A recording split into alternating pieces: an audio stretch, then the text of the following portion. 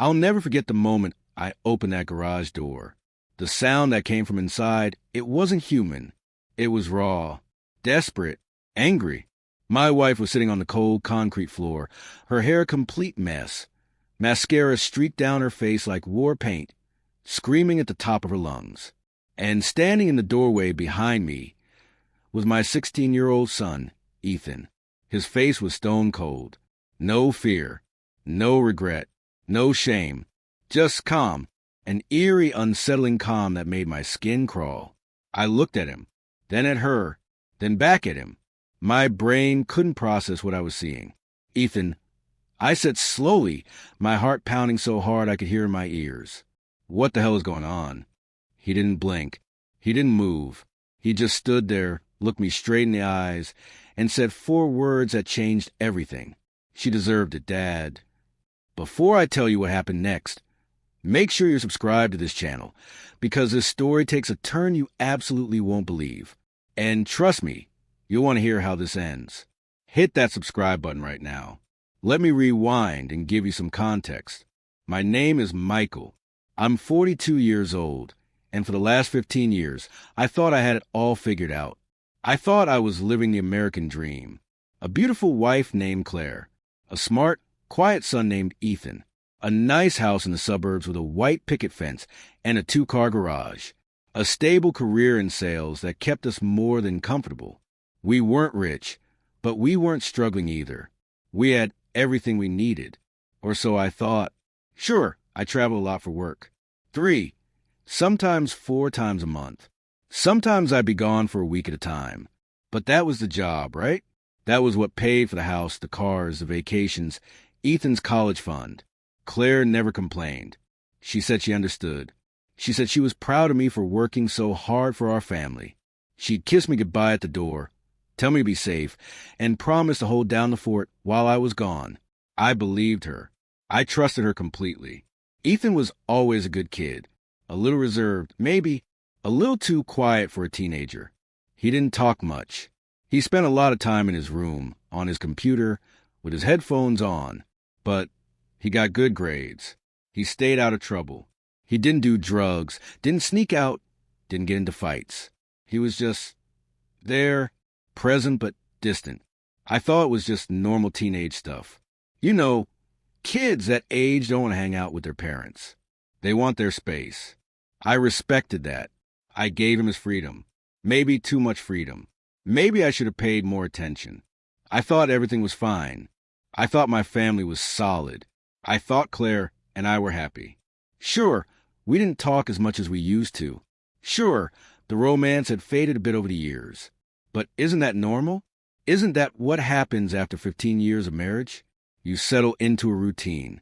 You get comfortable. I thought comfortable was good. I thought comfortable meant stable. I was wrong. I was so wrong. This particular trip was supposed to be 5 days.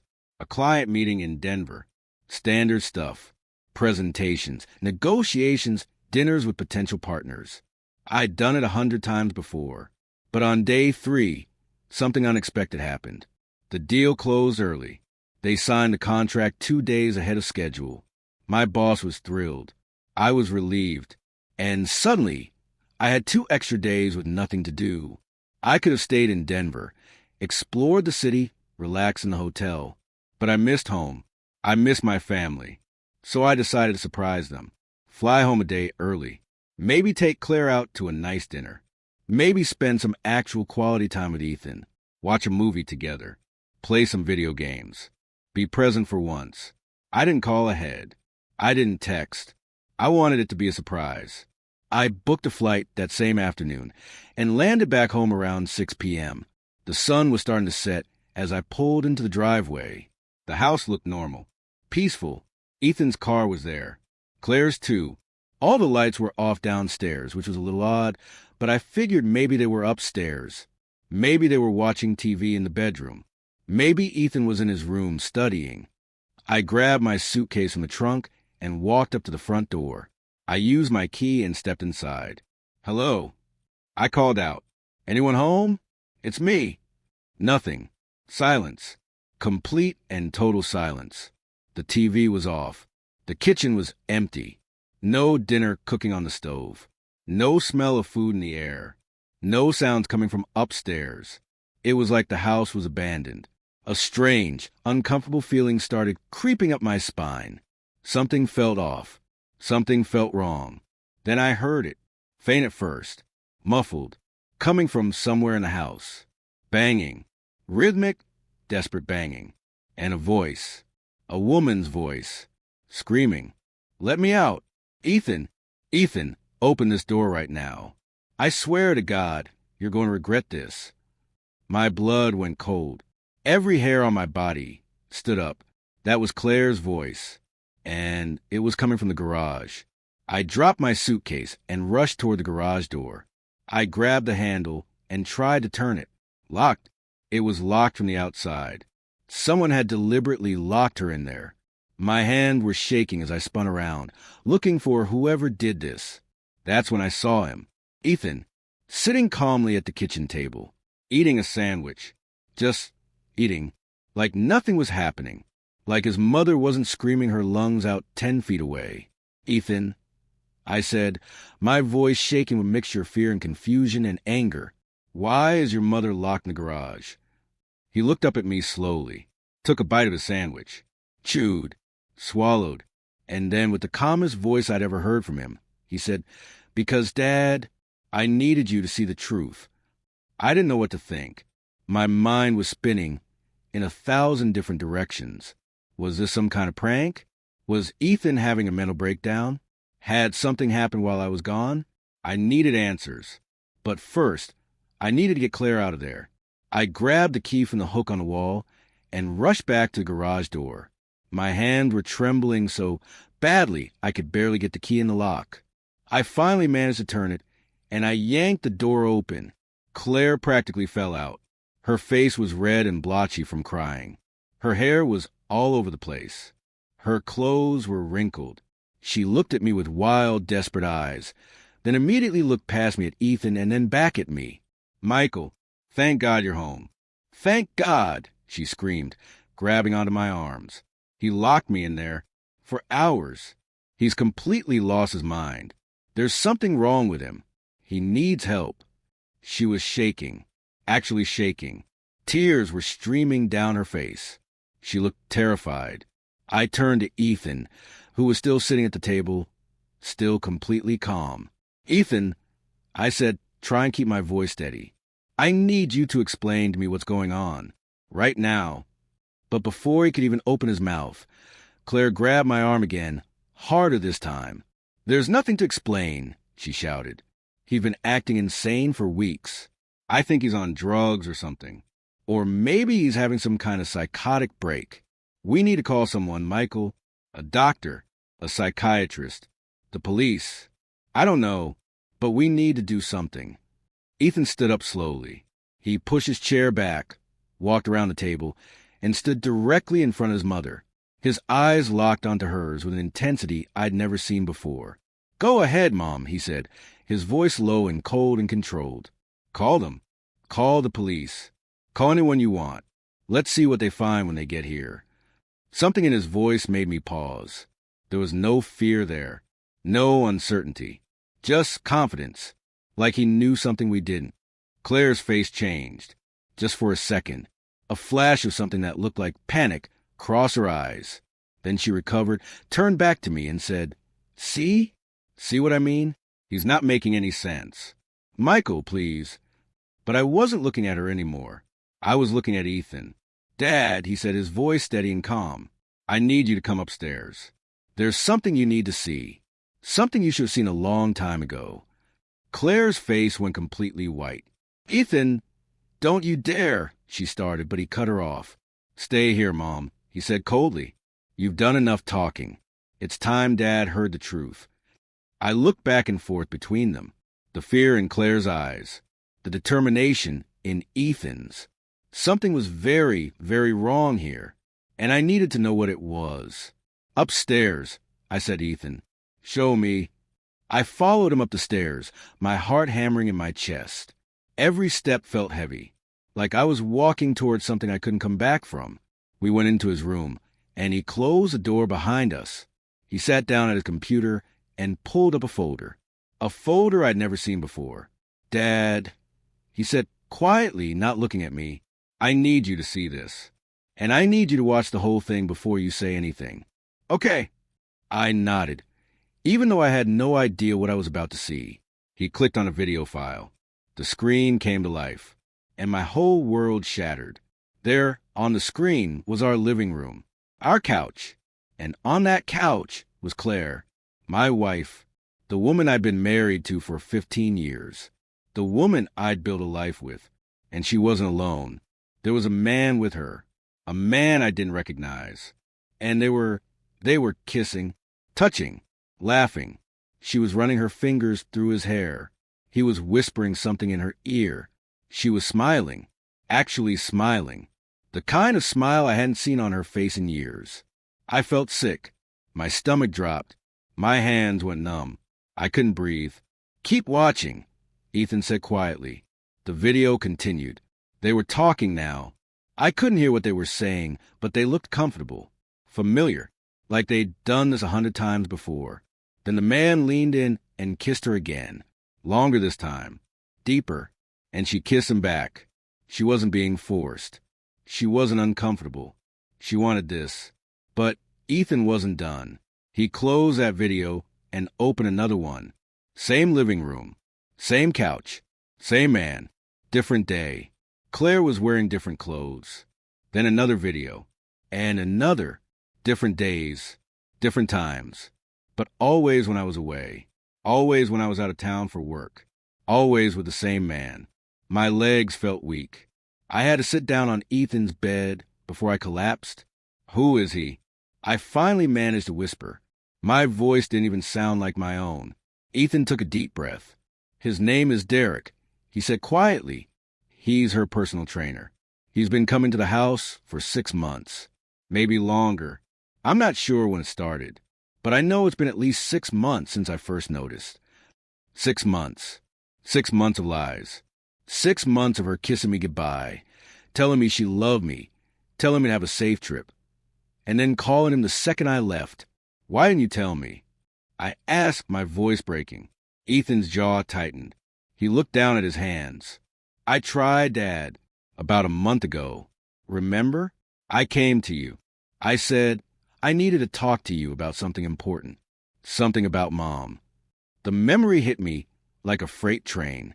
I remembered I'd been packing for a trip to Chicago. I was running late, and Ethan had knocked on my bedroom door and said he needed to talk. And I'd said, oh, God, I'd said, can it wait, buddy?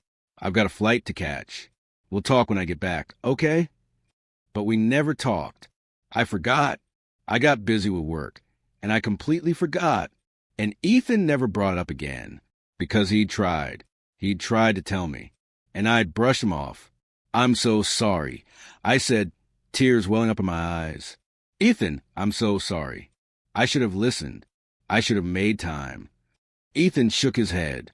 It's not your fault, Dad, he said firmly. None of this is your fault. It's hers. All of it. If you're feeling this as much as I was in that moment, hit that like button right now and drop a comment telling me, would you have done what Ethan did? Would you have had the courage to show your father the truth? Because what comes next is even more intense. I sat there on Ethan's bed, staring at the frozen image on his computer screen, trying to process everything, trying to understand how this had happened, how I'd missed it, how I'd been so blind. So you locked in garage. I finally said, my voice barely above a whisper, why today? Why now? Ethan leaned back in his chair. He looked tired, like he'd been carrying this weight for too long. This morning, he said slowly, she told me she was leaving. She was packing a suitcase. I asked her where she was going. She said she was done pretending, done playing house. She said she was going to be with Derek. My chest tightened. I felt like I couldn't breathe. She was just going to leave? Without even talking to me? Without even giving me a chance to... She had a whole plan, Dad. Ethan interrupted. She was going to wait until you got back from Denver.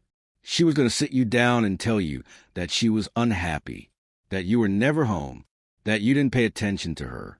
that you cared more about your job than your family. She was going to make you think it was your fault.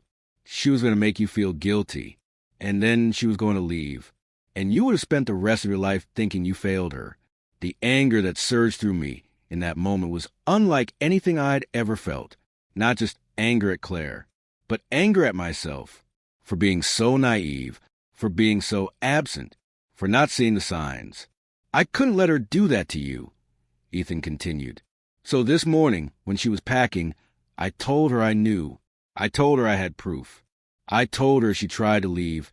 If she tried to paint you as a bad guy, I would send these videos to everyone. Her friends, her family, your boss, everyone we know. And what did she say? I asked. Ethan's expression darkened. She laughed at me. She said I was bluffing. She said I wouldn't have the guts. She said I was just a kid, and I didn't understand adult relationships. She said you'd never believe me over her anyway. He paused. So I locked her in the garage, and I waited for you to come home, because I needed you to see the truth with your own eyes. I needed you to know who she really is. I looked at my son, really looked at him, and I realized something. He wasn't a kid anymore. He'd been forced to grow up way too fast, forced to be the adult in this situation when I should have been. Thank you, I said, my voice thick with emotion. Thank you for being brave enough to show me. Ethan nodded. What are you going to do, Dad? I stood up, wiped my eyes, took a deep breath. I'm going to go talk to your mother. I walked back downstairs. Claire was pacing in the living room, her arms wrapped around herself. When she saw me, she immediately rushed over. Michael, listen to me, she started, but I held up my hand. Stop, I said. My voice was ice cold. She froze. I could see the fear in her eyes. She knew. She knew that I knew. I've seen the videos, Claire, I said quietly. All the color drained from her face. Michael, I can explain. It's not what it looks like. Don't, I said, cutting her off. Don't insult me by lying anymore. She opened her mouth, then closed it. Tears started streaming down her face. How long? I asked. She didn't answer. How long, Claire? I said louder. 6 months, she whispered. I let out a bitter laugh. 6 months. 6 months you've been bringing him into our home, into our bed, while I was out working to provide for this family, while our son was upstairs listening to you betray us. You're never here, Michael, she suddenly shouted, her sadness turning to anger. You're always gone, always traveling, always working. I was lonely. I needed someone. I needed to feel wanted. So you cheated on me? I shouted back. That's your solution? You were lonely, so you destroyed our family? You could have talked to me. You could have told me you were unhappy. We could have gone to counseling. We could have worked on it. But instead, you snuck around behind my back and slept with your personal trainer in our house while our son was upstairs. She didn't have an answer for that. She just stood there, crying. Were you ever going to tell me? I asked. Or were you just going to keep lying until you decided you were ready to leave? She looked down at the floor. I was going to tell you, she said quietly. When? Today, she admitted. I was going to tell you when you got back from Denver. I nodded slowly. And you were going to make it my fault, weren't you? You were going to make me the villain in this story. She didn't deny it. Get out, I said quietly. What? She looked up at me, shocked. Get out of my house, Claire. Pack a bag. Take whatever you need. And get out. Tonight. Michael, please, now. I shouted. I'd never yelled at her like that before. Never in 15 years of marriage. But I couldn't stand to look at her anymore. I couldn't stand to be in the same room as her. She flinched, then ran upstairs. I could hear her moving around in our bedroom, opening drawers, shoving things into a bag. Ethan came downstairs and stood next to me. We didn't say anything. We just waited. 20 minutes later, Claire came back down with a suitcase. Her eyes were red and puffy. She looked at Ethan, then at me. I'm sorry, she whispered. I never meant to hurt you. Either of you. I made a mistake.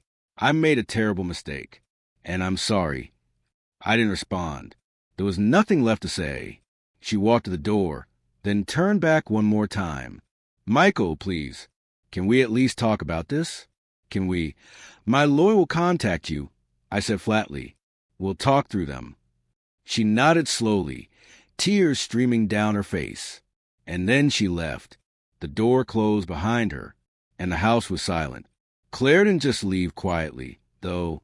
Oh no. Over the next few days, she tried to fight back. She called her mother and told her I'd kicked her out for no reason. She called her friends and told them I was controlling and emotionally abusive. She posted vague messages on social media about being strong and walking away from toxic relationships. She tried to paint herself as the victim, tried to paint me as the villain, just like Ethan had predicted. But Ethan had thought of that too. He'd made backups of all the videos, multiple copies, stored in different places, and I made sure the right people saw them. I sent them to her mother, to her sister, to her closest friends, the one she'd been lying to, the one she'd been using to build her false narrative. I sent them to Derek's wife too.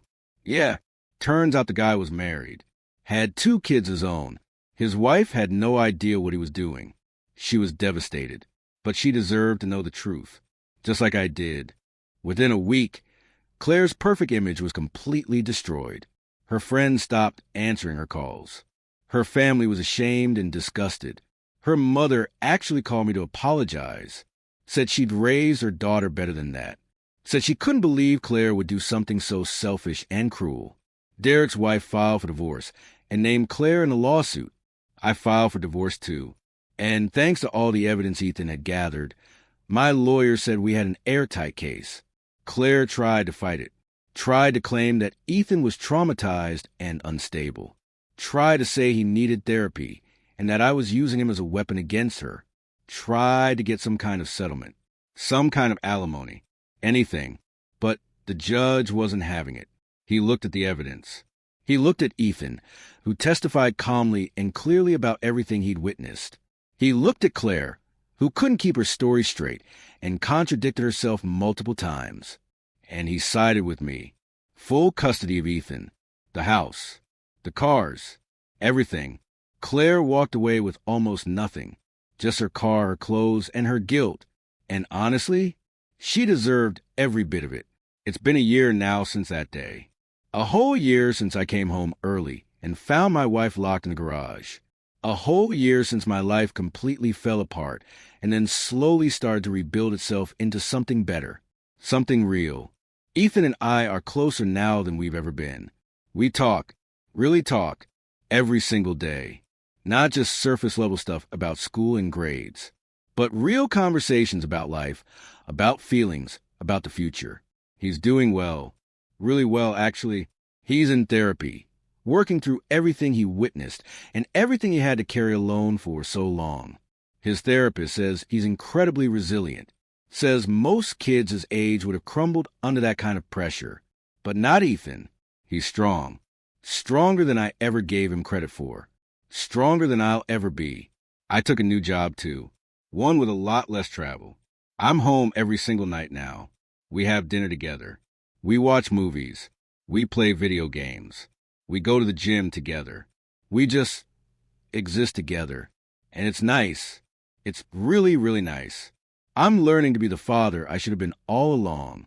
The father who's present, who listens, who pays attention, who doesn't brush off his kid when he says he needs to talk. I'll never make that mistake again. Never. As for Claire, honestly, I don't know where she is, and I don't care. I heard through mutual friends that she and Derek didn't last. Apparently, once the excitement of the affair wore off and reality set in, they had nothing in common. Shocking, right? I heard she moved to another state, started over somewhere new, where people didn't know her story. Good for her, I guess. I hope she finds whatever it is she's looking for. But it's not my problem anymore. She's not my problem anymore. Looking back on everything, I realized something important. Something I wish I'd understood a long time ago. Ethan didn't lock his mother in that garage out of anger or revenge. He didn't do it to punish her, even though she deserved to be punished. He did it out of love. Love for me. Love for the truth. love for what our family could have been if she'd been honest. He was just a kid, just 16 years old, but he was braver than I was. He saw what needed to be done, and he did it, even though it was hard, even though it meant exposing his own mother, even though it meant blowing up our entire family. I was so focused on work, on providing, on making sure we had enough money in a nice house, and all the things I thought mattered, but I forgot about the things that actually matter. I forgot to be present. I forgot to listen. I forgot to pay attention to the people I loved most. And it almost cost me everything. It almost cost me my son. So here's what I learned, and I hope you're listening to this. Money can't replace time. Success can't replace connection. A big house and a fancy car and an impressive job title don't mean anything if you're too busy to enjoy them with the people you love. Your family doesn't need you to be perfect. They don't need you to work 80 hours a week and buy them expensive things. They need you to be there, really there, present, engaged, listening, caring. And if something feels off, if someone you love is trying to tell you something, don't ignore it. Don't wait. Don't say, we'll talk later, and then forget about it. Because sometimes the people we love are screaming for help in silence. They're trying to tell us something important. And if we're not paying attention, if we're too distracted, too busy, too focused on other things, we'll miss it. And by the time we realize what we've missed, it might be too late. That day I came home from a business trip and found my wife locked in the garage changed everything. It was the end of my marriage, the end of the life I thought I had, the end of the illusion of the perfect family. But it was also the beginning of my real relationship with my son, the beginning of actually being present in my own life, the beginning of understanding what actually matters. And honestly, I'd make that trade every single time, because now I know, now I understand. It's not about the house. It's not about the job. It's not about the image we present to the world.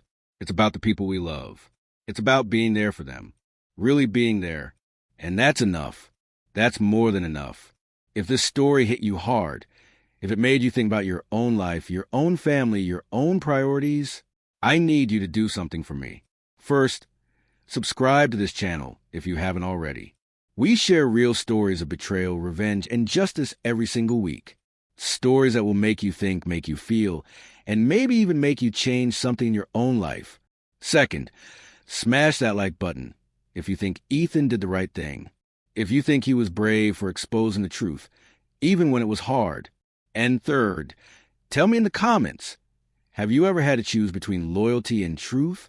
Have you ever had to expose someone you love because it was the right thing to do? What would you have done in Ethan's position? I read every single comment, and I want to hear your story. And if you want more stories like this, more stories about people who fought back, who stood up for themselves, who refused to be victims, check out the video on your screen right now. You won't regret it. Thanks for watching. Thanks for listening. And remember, the truth always comes out. One way or another, it always finds a way to the surface. The only question is, will you be brave enough to face it when it does?